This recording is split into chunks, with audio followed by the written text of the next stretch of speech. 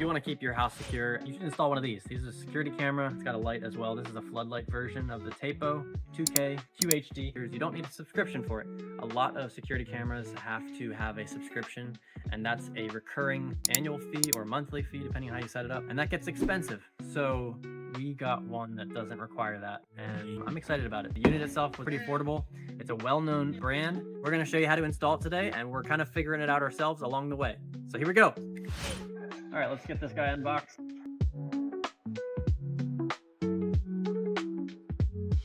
Really the only tool that we'll need probably is a screwdriver, but I think this is all we need. So let's go ahead and piece everything together and we'll get it installed.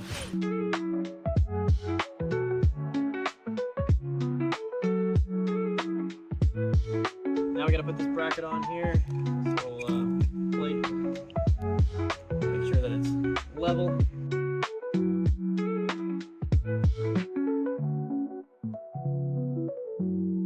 You'll also need a small flat head for this part, where we're just tightening up these screws that clamp onto the wires that we just installed.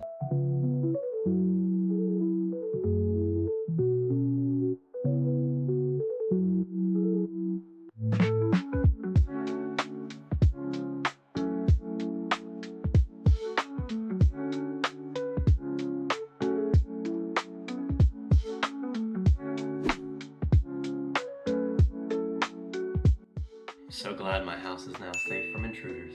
Here's a couple things I wanted to mention at the end of the video here. Now that we have it installed and I've used it for about a week, this system is exactly what I wanted and needed for my home. And here's a couple things. So when we were installing the microSD card, you'll wanna just make sure that you don't insert it too far. The formatting of the microSD card happens inside the camera. So don't try to pull it out and put it in your computer.